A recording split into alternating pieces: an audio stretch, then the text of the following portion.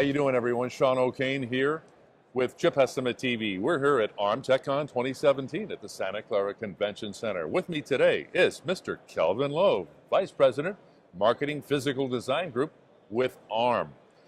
Thank you for taking a little bit of time in your busy schedule. I mean, literally, you just flew in. That's right. So Samsung Foundry, and I'm taking that one first because you recently were at Samsung for a number of years. That's right. And did some amazing things. So Samsung Foundry is showcasing their latest FinFET roadmap tomorrow on a panel, and that's regarding the 14 nanometer and 11 nanometer. That's right. Can you talk a little bit about that collaborative effort with Samsung and ARM in that space? Sure. Okay. Sure. And again, glad to be talking with you and working with you again, right? Good. So definitely. ARM has been collaborating with Samsung for years, and at the leading edge right now. Right. We're extending our partnership with them at 14 nanometer, and now extending that to the next node, which is 11 LPP, as they call it. Okay. There will be power performance area benefits of 11 as compared to 14. ARM is extremely excited. Besides enabling just standard cells, libraries, and IOs, it is also the first time ARM is enabling POPs, the processor optimized packs, on Samsung Foundry technology. So in the session this week in TechCon, we're announcing that we'll be deploying our advanced CPU cores on Samsung technologies in the form of POP. Fantastic, yeah. And so there's been also exciting news about the new partnership with ARM and Intel, focusing on the 10 nanometer high performance mobile and the 22 FinFET low power process. Can you take us through that collaboration on those process nodes? Definitely can do. And that's also a very exciting new collaboration that we are having with Intel Custom Foundry. In less than a year, in fact, about a year ago, we announced the partnership with Intel Custom Foundry on their 10 nanometer FinFET, enabling our physical IPs on their process flow, and also POPs.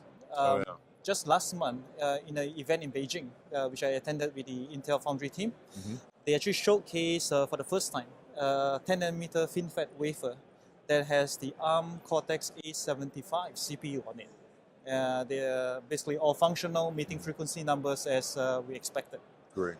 To bring the collaboration with Intel Custom Foundry to the next step, we are now also enabling our physical IP and additional POPs on the 22 nanometer FFL. So this is again now a second node collaboration that we're having with Intel. Great.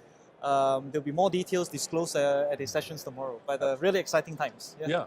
And you know, one of the mainstays of ARM is the partnership, the ecosystem partnership.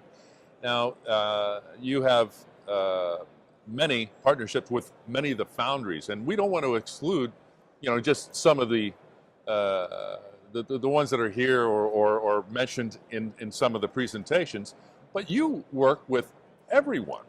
Correct. Our goal is very simple. In probably the keynotes that you have seen, our goal is to enable the next 100 billion devices in the next 4 years. Right. To achieve this, we had to work with all silicon providers. We also have to work with pretty much all silicon partners or fabless companies, as we call them. Right. Right. So yes, so there will be, although we are showcasing some presentations this week with a couple of foundries, I just couldn't hijack a 7-hour slot if I had the chance, right? So I could do a 3-hour slot. So we chose a couple of foundries as representation of what ARM is doing with the ecosystem. Fantastic. Yeah. And now let's just go right into the collaboration with the TSMC, Cadence, Xilinx, and ARM jointly working together, delivering the 7 nanometer FinFET solutions to address the applications for the HPC, high performance computing. Yes. Exciting. Exciting. And 7 nanometer is all about area scaling and more performance, right? We have seen a huge interest from the high performance computing community in adopting 7 nanometers. And this is a extremely, I would say, positive example of how we collaborate with the foundry, with an ecosystem partner from an EDA and IP standpoint, and then with a customer, right? So TSMC, Cadence, Xilinx in this aspect. So, and I would say about a month and a half, 2 months ago, we actually did a press release on the result of this collaboration, where we're putting together a test chip. And this is just not a simple test chip. It's actually a fully functional test chip that has components from all the different partners. Right. And basically showcasing the result at the system level, what we can achieve with 7 nanometers physical IPs, the best technology out there, the product innovation, as well as the best EDA and CCX IPs. Fantastic. Yeah. Thank you for being here and spending some time with us. For Kelvin Low, my name is Sean O'Kane. We'll see you next time on Chip Estimate TV.